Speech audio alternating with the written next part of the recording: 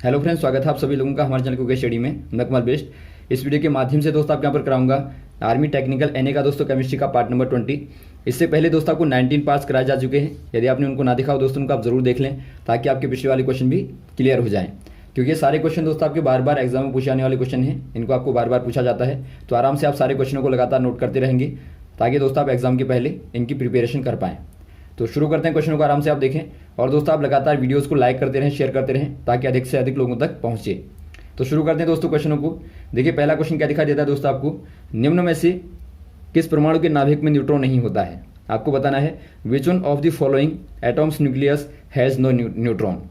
यहाँ पर देखिए दोस्तों, आपको ऐसा एटॉम बताना है दोस्तों जिसके नाभिक में यानी कि न्यूक्लियस में दोस्तों नाभिक में न्यूट्रॉन नहीं होता है। न्यूट्रॉन दोस्तों आपके यहाँ पर नाभिक में होते हैं, आप जानते हैं परमाणु के नाभिक में होते हैं जहाँ पर आपके न्यूट्रॉन और प्रोटॉन होते हैं। तो यहाँ पर आपको बताना है दोस्तों ऐसा वाला एलिमेंट बताना है जहाँ पर न्यूट्रॉन ना हो। तो आप देखते हैं दोस्तों हाइड्रोजन एकमात्र ऐसा एलिमेंट होता है दोस्तों पीरियोडिक टेबल पे जहाँ पर न्यूट्रॉन नहीं होता है, क्योंकि यहाँ पर आप देखते हैं हाइड्रोजन में क्या होता है दोस्तों 1H1 होता है, यानी कि यहाँ पर आपका एटॉमिक नंबर बराबर क्या होता है दोस्तों 1 होता है और मास नंबर बराबर 1 होता है। यानी कि दोस्तों यहाँ पर आप देखेंगे तो आपका नंबर ऑफ इलेक्ट्रॉन बराबर आपका 1 होता है और नंबर ऑफ प्रोटॉन बराबर दोस्तों आपका 1 होता है। तो यहाँ पर आप देखते हैं केवल एक ही प्रोटॉन और एक ही दोस्तों न्यूट्रॉन होता है। इसीलिए आपने देखा होगा दोस्तों एस पॉजिटिव को क्या कहा जाता है, इसको दोस्तों प्रोटॉन कहा जाता है, क्योंकि यदि आप H में से इलेक्ट्रॉन को निकाल दें दोस्तों तो यहाँ पर केवल क्या बचेगा, केवल आपका प्रोटॉन बचेगा। तो यहाँ पर आप ध्यान देंगे तो आप कह देंगे दोस्तों जो आपका हाइड्रोजन होता है वहाँ पर कोई भी न्यूट्रॉन नहीं होता है। तो ऑप्शन नंबर आप बी वाले में टिक कर देंगे। अगला क्वेश्चन देखिए दोस्तों, इलेक्ट्रॉन की तरंग प्रकृति की खोज सर्वप्रथम किसने की। आपको बताना है दोस्तों who discovered wave nature of electron. दोस्तों यहाँ पर देखिए वेव नेचर ऑफ इलेक्ट्रॉन आपको बताना है, यानी कि इलेक्ट्रॉन का तरंग प्रकृति के बारे में आपको बताना है किसके द्वारा बताया गया। यदि आप देखें दोस्तों जो आपकी क्लासिकल क्वांटम थ्योरी आई थी, उसके बाद क्या पता लगा था दोस्तों जो लाइट होती है यानी कि जो प्रकाश होता है वो क्या होता है दोस्तों एक प्रकार से इलेक्ट्रोमैग्नेटिक वेव होती है, यानी कि वैद्युत चुंबकीय तरंग होती है। और यहाँ पर पाया गया था कि जो लाइट होती है उसमें दो प्रॉपर्टी होती हैं, एक आपका पार्टिकल होता है यानी कि कण होता है और दूसरा वेव होता है यानी कि तरंग के फॉर्म में होता है। तो यहाँ पर पाया गया था दोस्तों लाइट क्या होती है एक प्रकार से ड्यूल नेचर की होती है, यानी कि द्वैत प्रकृति की होती है, जहाँ पर आपका पार्टिकल और वेव दोनों ही नेचर आपको दिखाई देते हैं। इसी के बाद में दोस्तों आप देखते हैं बोहर का जो क्वांटम मॉडल आता है एटॉम के आधार पे कि नाभिक के चारों ओर क्या होते हैं इलेक्ट्रॉन लगातार घूमते रहते हैं और जो इनकी एनर्जी होती है दोस्तों सर्कुलर पाथों में घूमते हैं। एनर्जी इनकी जो होती है वो लगातार क्या रहती है, क्वांटाइज रहती है, या फिर आप कहें दोस्तों एक प्रकार से संरक्षित रहती है। तो इन्हीं पर विचार करते हुए दोस्तों जो डी ब्रोगली थे दोस्तों, उन्होंने एक प्रकार से इलेक्ट्रॉन को देखा, बहुत छोटा पार्टिकल है, फंडामेंटल पार्टिकल है, और ये भी दोस्तों एक प्रकार से वेव नेचर को शो कर सकता है। पार्टिकल तो ये है ही। तो बाद में दोस्तों इन्होंने बोहर के मॉडल को देखा और साथ में आइंस्टाइन की इक्वेशन को देखा इक्वल टू hv। तो यहाँ से इन्होंने निकाला दोस्तों जो आपका मोमेंटम होता है एक प्रकार से h/λ होता है, यानी कि दोस्तों यहाँ पर लगातार जो वेव होती है या फिर जो आप कहें इलेक्ट्रॉन जो होता है दोस्तों वो चारों ओर जो होता है सर्कुलर पाथ में इस प्रकार से घूमता है, यानी कि एक प्रकार से वेव के फॉर्म में दोस्तों लगातार कॉन्टिन्यूसली मोशन करता है, यानी कि एक प्रकार से वेव नेचर को शो करता है। तो यहाँ पर दोस्तों आप कह देंगे डी ब्रोगली ने बताया, ऑप्शन नंबर ए वाला। अगला क्वेश्चन देखिए दोस्तों, किसी परमाणु के गुण निर्भर करते हैं। आपको बताना है properties of an atom are depends on. दोस्तों यहाँ पर देखिए जो आपका एटॉम होता है उसकी प्रॉपर्टीज यानी कि गुण कहेंगे आप, किस पे डिपेंड करते हैं दोस्तों, ये डिपेंड करते हैं स्ट्रक्चर ऑफ दोस्तों एटॉम पे, या फिर आप कहें नंबर ऑफ इलेक्ट्रॉन पे, या फिर आप कहें दोस्तों इलेक्ट्रिकल स्ट्रक्चर ऑफ एटॉम।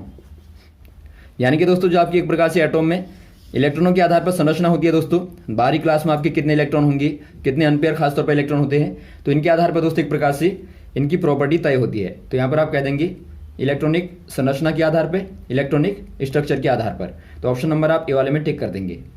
अगला क्वेश्चन देखिए दोस्तों, रेडियो एक्टिवता किसका गुण होता है, यानी कि आपको बताना है radio activity is the property of. पहले आप समझेंगे दोस्तों, आपको मालूम होगा, बार बार बताया जा चुका है, जो आपकी रेडियो एक्टिविटी होती है, यानी कि दोस्तों जो रेडियो सक्रियता होती है, क्या होती है, सक्रियता। इसमें क्या होता है दोस्तों, कुछ एलिमेंट ऐसे होते हैं जो लगातार, जिनका नाभिक लगातार क्या करता रहता है, अल्फा बीटा गामा रेज को दोस्तों लगातार क्या करता रहता है, निकालता रहता है। इनको दोस्तों आप रेडियो वेव्स बोलते हैं, या फिर आप कहें दोस्तों इनको आप इलेक्ट्रोमैग्नेटिक रेज बोलते हैं। तो ये लगातार निकलती रहती हैं दोस्तों, और इनके निकलने से क्या होता है, एटॉम का लगातार डीके होता रहता है, क्षय होता रहता है, और ये दोस्तों आपका छोटे छोटे एलिमेंट में बदलता रहता है। तो आपको बताना है किसकी प्रॉपर्टी है। तो ये किसकी प्रॉपर्टी हो जाएगी दोस्तों, न्यूट्रॉन की या प्रोटॉन की या इलेक्ट्रॉन की या नाभिक की, यानी कि न्यूक्लियस की। ये हो जाएगी दोस्तों न्यूक्लियस की। आप देखते हैं यहाँ पे जो नाभिक होता है दोस्तों, नाभिक से ही लगातार ये निकलते हैं। तो ऑप्शन नंबर आपका हो जाएगा डी वाला, नाभिक। अगला क्वेश्चन देखिए दोस्तों, अनिश्चितता के सिद्धांत का प्रतिपादन किसने किया। आपको बताना है हु डिस्कवर्ड अनसर्टेनिटी प्रिंसिपल। दोस्तों यहाँ पर देखिए जो आपका अनिश्चितता का सिद्धांत है, या फिर आप कहें अनसर्टेनिटी जो प्रिंसिपल है दोस्तों, इसके आधार पर देखिए क्या बताया जाता है दोस्तों। यदि आप एक एटॉम को देखें और मान लीजिए यहाँ पर कोई इलेक्ट्रॉन लगातार घूम रहा है, आप जानते हैं लगातार ये दोस्तों आपका गति करता रहता है, घूमता रहता है। यदि दोस्तों आपको इलेक्ट्रॉन की पोजीशन को यानी कि अवस्था को, और साथ में दोस्तों आपको वेलोसिटी को निकालना हो, यानी कि दोस्तों आपको वेग को बताना हो एट अ टाइम टी, यानी कि दोस्तों आपको किसी टी समय पर दोस्तों दोनों को निकालना हो, पोजीशन को भी और साथ में वेलोसिटी को भी। तो ये दोस्तों एक प्रकार से इम्पॉसिबल होता है, यानी कि आप ऐसा नहीं कर सकते, क्योंकि यदि आप पोजीशन को देखेंगे दोस्तों तो वेलोसिटी बदल जाएगी, और वेलोसिटी को आप देखेंगे तो वहाँ तक आपका पोजीशन बदल जाएगी। तो इसी को दोस्तों यहाँ पर देखिए इन्होंने बताया था कि इन दोनों में क्या होता है, यदि आप पोजीशन को निकालेंगे तो वहाँ पर एक प्रकार से अनिश्चितता होती है, यानी कि दोस्तों वहाँ पर क्या होती है, अनसर्टेनिटी होती है। यानी कि आपका एक प्रकार से आप कह सकते हैं कि लगभग यहाँ से लेके यहाँ तक इलेक्ट्रॉन होगा, वो आपका कंफर्म नहीं है, लेकिन आपका एक प्रकार से ये दोस्तों एक प्रकार से संभावना होती है। तो इसी को दोस्तों इन्होंने क्या बताया था, मैथमेटिकल इनइक्वालिटी के आधार पर बताया था, delta x into delta P greater और इक्वल होता है एच अपॉन 2 के, जहाँ पर डेल्टा एक्स क्या होता है, डेल्टा एक्स बराबर दोस्तों आपका पोजीशन में अनसर्टेनिटी होती है, और डेल्टा पी जो होता है मोमेंटम यानी कि संवेग में दोस्तों, संवेग में क्या होता है, अनसर्टेनिटी होती है, और एच बराबर आपको मालूम होगा प्लांक कांस्टेंट होता है। तो इन्होंने बताया था दोस्तों ये रिलेशन होता है, यानी कि आपका दोनों में यदि आप अनिश्चितता को निकालें तो ये लगभग दोस्तों h/2 के बराबर होता है। तो इसी को दोस्तों आप बोलते हैं अनिश्चितता का सिद्धांत। तो आप कह देंगे दोस्तों हाइजेनबर्ग ने बताया, ऑप्शन नंबर डी वाला। अगला क्वेश्चन देखिए दोस्तों, पृथ्वी की आयु का आकलन किया जाता है। आपको बताना है life of earth calculate bye. यदि दोस्तों यहाँ पर देखिए लाइफ ऑफ अर्थ को निकाला जाता है तो किसके आधार पर देखा जाता है, आपको बताना है यहाँ पे कार्बन डेटिंग के आधार पे, या ऑर्गेनिक वॉच के आधार पे यानी कि जैविक घड़ी के आधार पे, या यूरेनियम डेटिंग के आधार पे, या कोई नहीं। ये दोस्तों यहाँ पर देखा जाता है यूरेनियम डेटिंग के आधार पर। दोस्तों आप जानते होंगे U-238 जो होता है दोस्तों, यूरेनियम जो होता है एक प्रकार से क्या होता है, रेडियो एक्टिव एलिमेंट होता है दोस्तों, यानी कि लगातार इसका डीके होता रहता है। यदि दोस्तों आप इसकी हाफ लाइफ को देखें, हाफ लाइफ यानी कि आप कहते हैं कि एक प्रकार से अर्ध आयु, यानी कि दोस्तों वाला टाइम पीरियड होता है जहाँ पर ये आपका आधे में पहुँच जाए। तो हाफ लाइफ जो होती है दोस्तों वो आपकी लगभग होती है 4.67 बिलियन ईयर में होती है। तो इसीलिए दोस्तों इसका इस्तेमाल किया जाता है अर्थ की लाइफ को एक प्रकार से देखने के लिए। तो यहाँ पर आप कह देंगे यूरेनियम डेटिंग। अगला क्वेश्चन देखिए दोस्तों, निम्न में से किस किरण की भेदन क्षमता सर्वाधिक है। आपको बताना है दोस्तों which of the following rays has maximum penetrating power. यदि आपको दोस्तों बताना हो पेनेट्रेटिंग पावर यानी कि विभेदन क्षमता बतानी हो, तो आप जानते हैं दोस्तों जो आपका अल्फा होता है या बीटा होता है, गामा होता है या फिर एक्स होता है, ये सारी दोस्तों क्या होती है एक प्रकार से इलेक्ट्रोमैग्नेटिक रेज होती हैं और बहुत ज़्यादा घातक होती हैं दोस्तों। और ख़ासतौर पर जो गामा होती है दोस्तों, गामा बहुत ज़्यादा हार्मफुल भी होती है, हानिकारक होती है। और साथ में दोस्तों इसकी जो पेनेट्रेटिंग पावर होती है यानी कि जो विभेदन क्षमता होती है वो सर्वाधिक होती है। ये दोस्तों लगभग सेंटीमीटर में जो मेटेलिक प्लेटें होती हैं उनको भी दोस्तों एक प्रकार से भेद देती है, उनको पार कर देती है। तो यहाँ पर आप कह देंगे जो गामा रेज होती है उसकी सर्वाधिक विभेदन क्षमता होती है। उसके बाद यदि आप देखेंगे तो आपका एक्स होता है, फिर आपका बीटा रेज होता है, फिर आपका अल्फा रेज होता है। यानी कि आपका गामा दोस्तों आपका सर्वाधिक हो जाएगा, ऑप्शन नंबर सी वाला। और ये दोस्तों बहुत ज़्यादा हार्मफुल भी होती हैं, यदि बॉडी से पास हो जाएंगी तो कैंसर जैसी बीमारियों को पैदा करती हैं। और वैसे ही दोस्तों आपकी एक्स रेज भी बहुत ज़्यादा हार्मफुल होती हैं, तो यहाँ पर आप कर देंगे गामा में। अगला क्वेश्चन देखिए दोस्तों, पोलोनियम के समस्थानिकों की संख्या कितनी होती है? आपको बताना है नंबर ऑफ पोलोनियम आइसोटोप्स। दोस्तों यहाँ पर देखिए जो आपके आइसोटोप होते हैं, आइसोटोप आपको बता रखा है समस्थानिक जो होते हैं ये क्या होते हैं दोस्तों, इनमें एटॉमिक नंबर या फिर आपके नंबर ऑफ प्रोटॉन्स क्या होते हैं दोस्तों, बराबर होते हैं, इक्वल होते हैं। और एटॉमिक मास जो होता है या मास नंबर कहें दोस्तों आप, मास नंबर क्या होता है वो दोस्तों आपका डिफरेंट होता है। तो इस प्रकार के आपको एलिमेंट मिलते हैं दोस्तों। तो यदि आपको इस प्रकार के नाभिक मिलते हैं दोस्तों तो उनको आप क्या बोल देते हैं, उनको आप दोस्तों समस्थानिक बोल देते हैं। तो यहाँ पर आपको बताना है दोस्तों पोलोनियम के समस्थानिक कितने होते हैं। पोलोनियम के दोस्तों यहाँ पर देखिए जो पोलोनियम होता है इसके दोस्तों मैक्सिमम आइसोटोप होते हैं।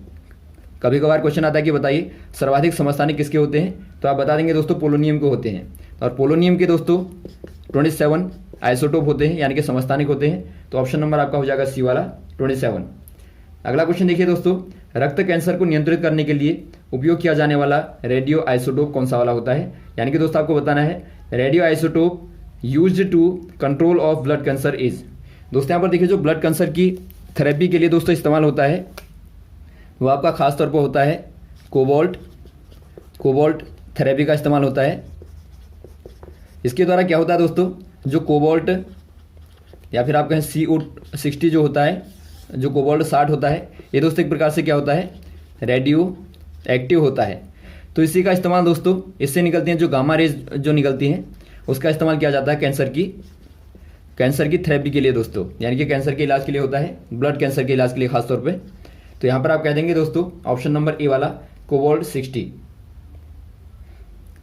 अगला क्वेश्चन देखिए दोस्तों, कैल्शियम किस ब्लॉक का तत्व होता है। आपको बताना है calcium is element of which block. यदि आपको दोस्तों देखिए ब्लॉक के एलिमेंट को निकालना होगा तो आप क्या करेंगे, इलेक्ट्रॉनिक कन्फिगुरेशन करेंगे। कन्फिगुरेशन कहने का मतलब है दोस्तों आप इलेक्ट्रॉनिक विन्यास करते हैं, यानी कि किस प्रकार से जो इलेक्ट्रॉन होते हैं नाभिक के चारों ओर विन्यास हुए हैं, फैले हुए हैं, उसको दोस्तों आप निकालते हैं। तो यहाँ पर देखिए आपको मालूम होना चाहिए जो कैल्शियम होता है उसका एटॉमिक नंबर क्या होता है दोस्तों, ये आपका 20 होता है। तो यदि आप 20 का कन्फिगुरेशन करेंगे तो आपका क्या मिलेगा 2 8 8 2 मिलेगा।